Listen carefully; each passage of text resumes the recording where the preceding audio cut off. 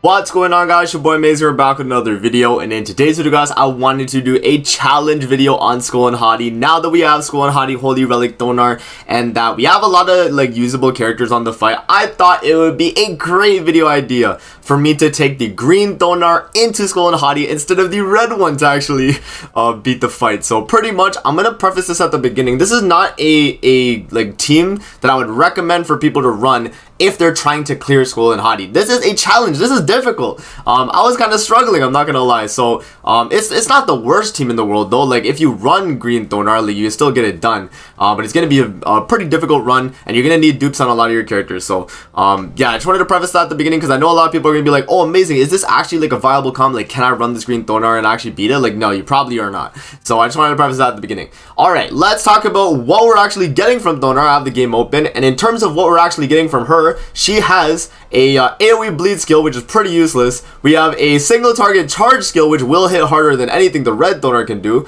And her ultimate is still weak point and doesn't get boosted because she doesn't have the passive. She only has the Holy Relic, which both for the Holy Relic, it's both increase HP or allies HP related stats by 10% up to 4 times, and fills allies ultimate move gauge by 1 orb whenever the hero uses a skill in SKOLL and HATI Demonic Beast battle. And this still works even though, like, you know, she doesn't have the first part of the passive. So yeah, we're gonna be rocking this Thonar. I already recorded the clip here, guys, in terms of me actually beating it. I did have to speed up the video because it did take like I think it was around like 40 minutes for me to actually get the full clear. So it did take a while. I had to cut it up and everything. So I did edit this like little video that we're gonna watch together, and it is on ×2, so we'll kind of get through it a little bit quicker than the actual fight was. But yeah, if you guys enjoy videos like this where I do challenge runs, definitely make sure to like, comment, subscribe, all that good stuff, man. We did hit the 33,000 subscribers recently, guys, and we're on the road to the 35k. So if you guys haven't subscribed already, definitely make sure to. Now, with that out of the way, let's talk about the setup that we were running, and in terms of the the gear sets and everything. So if you actually go to the Thonar here, as you can see, I'm still running my attack crit resistance UR gear. If you guys know, I do run attack crit resistance on my red Thonar as well, and so this is like the same, nothing really changes there. And in terms of the rolls, I am running crit resistance rolls on the middle pieces. You know, it's a given. And then we are actually running crit chance on my Meliodas on one of the pieces right there. The other is attack. And then we are running the crit resistance middle pieces on my green Elizabeth. Freyr is the same, like nothing changes with him, so he's always just gonna be whatever he is. And yeah. Alright, guys, we are hopping into the first floor right here. As you guys can see, I put it on ×2, so it's gonna be a lot quicker than, you know, it normally is. But yeah, pretty much the only thing Thonar can really do to benefit the team is make us a lot more tankier and give us ultimate move gauge. And so when I'm running green Elizabeth, I pretty much have ultimates on every character every single turn, because I'm going to be getting the green Elizabeth gauge fill, and I'm also going to be getting the Thonar attack, which is going to be filling my gauge as well. So right here, I decided, I was like, okay, I think I just used the Elizabeth ultimate right there. And we do actually, or no, I guess I don't. I guess I save it. We are really close anyway to the ultimate, so I guess I decided not to go for it. So we just go with this, and as you guys can see, the Meliodas is critting, so you love to see it when you get those crit chance rolls in. Then Meliodas actually wants to start critting. But before that, he just, you know, he doesn't want to crit. So yeah, right there we did get these cancel stance. And the one thing to note is that this Thonar doesn't have cancel stance. The red one does, which actually does feel a little bit useful.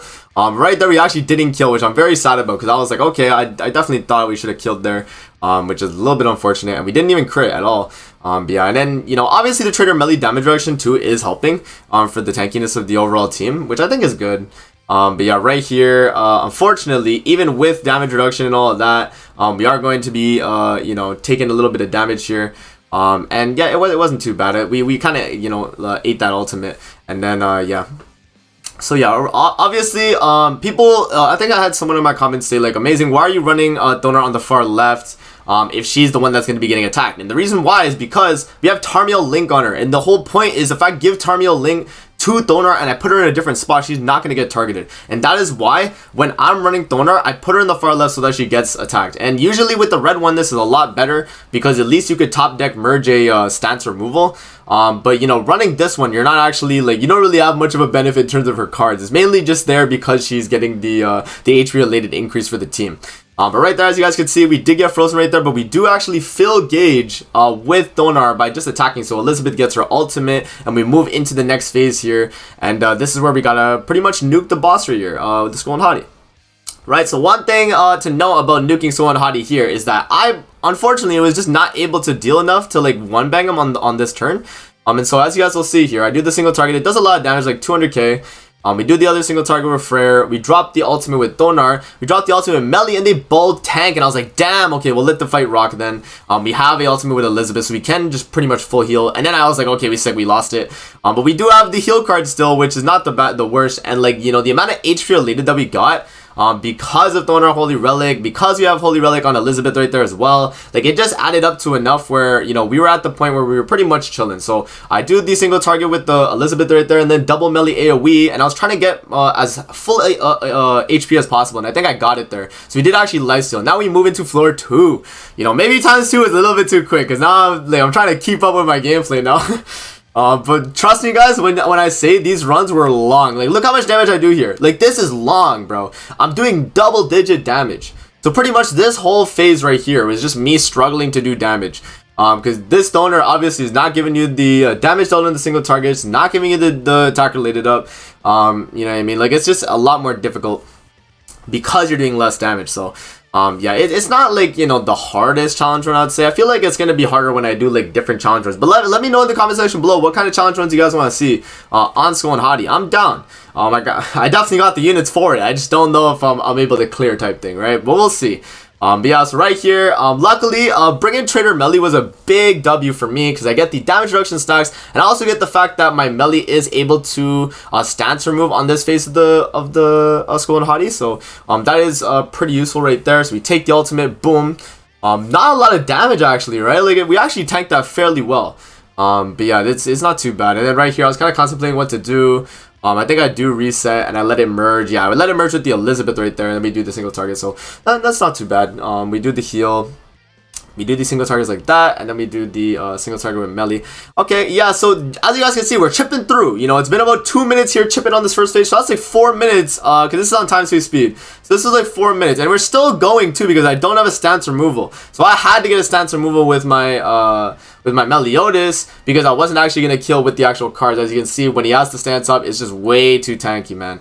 But yeah, right there, we are getting some decent cards, nothing crazy, but I am able to push an Elizabeth ultimate again, which is nice, and I could use the Melly ultimate to kind of rip the what's it called, the buffs and stance right there, which is not too bad. And then obviously Melly AoE is gonna get the kill, and we move into the second phase. So second phase, this is where we have the chance of getting, well, not yet actually, not yet. We can get frozen, but it's only when he actually is attacking me, right? So not actually just on the start of the turn. But yeah, so right there, we do actually get the ultimate, you know, with Thonar. It does like, what, like 80k? Nothing crazy at all. We actually just, you know, I don't know what's going on there. So right here, I was like, okay, I gotta kind of decide what I want to go about doing this. But I decided in the end that I would push for the Elizabeth ultimate with the Melly ultimate, and I had to do the single target follow up because we weren't actually gonna get the kill unless I did this. And I don't think. Yeah, we barely killed with that too. That was a really close, you know, kill right there. And then this is a really bad starting turn. As you guys can see, we did get frozen. But I was like, okay, do I forfeit? And I was like, nah, we can let it rock. So this is one of the runs. But we are able to clear. And luckily I did, you know, pretty much just like push my ult. And we were okay. So yeah, we do get the Thonar ultimate right there. I wish, you know, one thing I do wish Thonar did was that if you, at least on the Holy Relic part, they could have added this, like when you know, every time you use a skill with Thonar, like cleanses too, that would have been really good. If you can get like a cleanse of like 1 debuff every time Thonar uses a skill, that would be really strong, I think. Because that's like one thing I feel like you do kind of lack in SKOLL and HATI. Whenever you get debuff, whenever you get like infected, all that, it can become a nuisance. So that's probably like my biggest gripe with Thonar, or like herself. But she's not the worst thing in the world. So yeah, right there we do the heal card with Elizabeth. We actually do the ultimate with Meliodas. And I'm thinking here, like, is this going to be enough to actually kill the Dark Wolf? And boom, it actually is enough. And we don't apply the Resurrection, which is strong. Because if we apply Resurrection right there, then we would have had to kill another health bar right there, which would have been a little bit disappointing right here. But yeah, right here, I'm like, okay, let's just start pushing, you know, Elizabeth ultimate by attacking. Because we're going to proc Resurrection on this guy, unfortunately. So I just do all my Thonar cards. And then I was like banking on the fact that I'll get an Elizabeth card. And we do actually get one, which is really nice. So, and look at the start of turn healing too, guys. Did you guys see that? It was pretty insane. We did heal. Elizabeth was at like 30%. We got back up to above 50%, which is really good. So right there, we do that, a card with, you know, Thonar right there. And we actually do gain you know, the gauge right there. And then, so right here, I'm like, okay, we definitely got to get the kill. So, you know, now that we're taking a little bit of damage, and bro, the start turn healing is absolutely insane. It really is just insane. So we drop the Meliodas ultimate. I'm like, okay, let's do the heal with Elizabeth. We do the single target melee again. He doesn't kill, and I was very disappointed because I was like, I really just ripped the ultimate right there with Elizabeth. But yeah, right there, we do get a fairly decent heal, but I was like, okay, you know, we gotta kind of get the kill right now, right? You know, I dropped the Elizabeth card to get some lifesteal, and like that's all I can really do right there. And it's only a 15k lifesteal, which nothing crazy, but let's see how much HP I was at. Let's see. Yeah, so I was at like, you know, give or take like 80-90%, which is not the worst thing in the world. My Frere also has a little bit of damage, and my Thonar as well. But I was like, okay, we just gotta let it rock, man. We still got 6 more minutes on the video, guys. 6 more minutes of me struggling.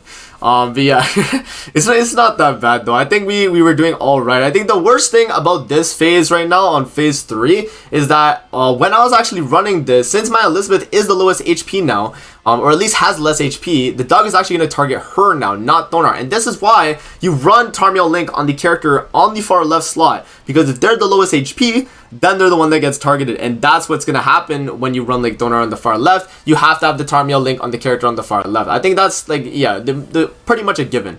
Because if you don't have Tarmiel Link on the character that's getting hit, then your Elizabeth right there, as you guys can see, my Elizabeth's at 50% HP.